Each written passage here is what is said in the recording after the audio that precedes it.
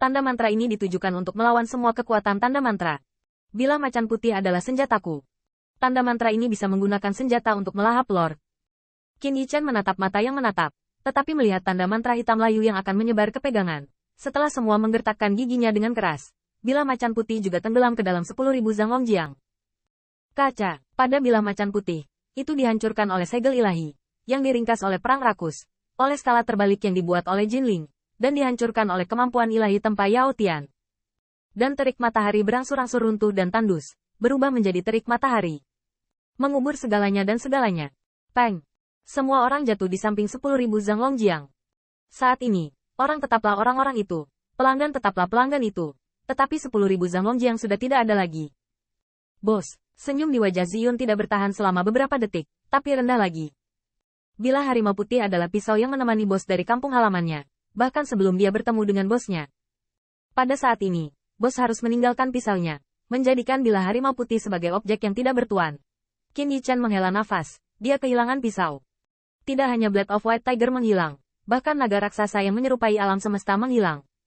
Setetes darah naga, sepotong sisik naga, bahkan tulang naga hitam, belum tertinggal. Tanda kutukan akan mengubur semua yang ada di Hao Zouang.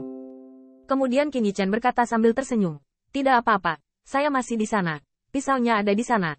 Apalagi nenek moyang masih. Qin Yichen meletakkan Hao Zouang, karena jiwa ilahinya telah memadatkan kakinya saat ini. Tetapi cahaya dan bayangan menjadi redup dan tidak nyata. Jiwa ilahi yang coba dihindari oleh Hao Zouang adalah sinar halus. Jiwa ilahi terlalu kuat, dan kekuatan serangan balik terkutuk lebih kuat. Qin Yichen sekarang telah dibelah dua dengan pisau. Hao Zouang saat ini sangat lemah.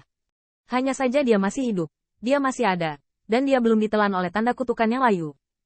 Hao Zouang tersenyum. Saya belum menyentuh pisaunya selama 10 tahun, tetapi pisau Anda lebih cepat. Tidak hanya lebih cepat, lebih keras, lebih kuat. Hao Zouang terkejut sekaligus senang. Pisau Qin Yichen baru saja memotong keputusan alam semesta Hao Yi-nya, dan memotong jiwa ilahinya. Bahkan jika dia tidak tertelan oleh kutukan, jiwa ilahinya kehilangan kontak dengan tubuh berdaging dan kekuatan ilahi. Hanya lebih kuat dari dia yang bisa menyelamatkannya. Sayangnya, semuanya hilang. Hao Zouang menyesali bahwa ini harus menjadi hadiah paling berharga untuk Qin Yichen. Namun, Qin Yichen tersenyum. Tidak kecewa sama sekali. Nenek moyang tidak mengatakannya sekarang. Apakah ada hal lain yang tersisa untuk kita? Apakah mungkin? Apakah itu hilang? Ya. Berbicara adalah palu Gekian. Kaisar kerdil ini membawa palu kecil, mengetuk kaki Hao Zouang yang dipadatkan, dan menemukan bahwa itu cukup kuat dan puas dengan senyuman. Saudaraku, kamu tidak baik-baik saja. Anda harus memberikannya kepada Yichen secara pribadi untuk hal itu. Hao Zouguang menganggukkan kepalanya. Sementara yang tak bernama menunjukkan keingintahuan. Leluhur, ada apa? Bantu Ziyun menjadi dewa. Bantu kamu transformasi naga. Awalnya, itu juga dapat membantu Qin Yichen berubah menjadi Raja Langit sejati. Tapi sayang sekali. Yichen, turunkan aku. Sambil berbicara, Qin Yichen membawa Hao Zouang ke dasar sungai tanpa apapun di bawah kakinya. Ketika yang terakhir mengangguk, dia melompat tanpa ragu sedikit pun. 10 tahun yang lalu, Hao Zouang menjatuhkannya.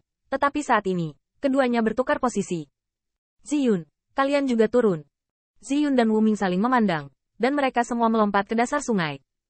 Lu Xiaolu melihat ke depan. Terobosan wilayahnya tidak terhalang, dan bloodline adalah darah murni. Sepertinya dia tidak perlu khawatir tentang bencana yang mengerikan itu. Setelah melihat tuan rumah baik-baik saja, semua tamu dari Yao Tian diam-diam keluar dari Longjiang, Cidi, dan Hao Zouang melihat mereka berdua, berkata sambil tersenyum, Ziyun, bolehkah menjadi dewa? Ziyun menyeringai, tidak apa-apa, tidak masalah. Anonim, kemampuan True Dragon, bagaimana kamu belajar? Senyum tanpa nama, aku sudah tahu bulunya. Hao Zouang turun dari Qin Yichen dan melihat siluet ramping yang terakhir. Yichen, apakah kamu tahu apa itu manusia? Aku tahu, orang-orang, di atas kepala, berdiri di atas kaki mereka. Jadi, mari kita mulai. Apakah kamu ingin memulai sekarang? Melihat dasar sungai yang kosong, ketiganya linglung untuk sementara waktu.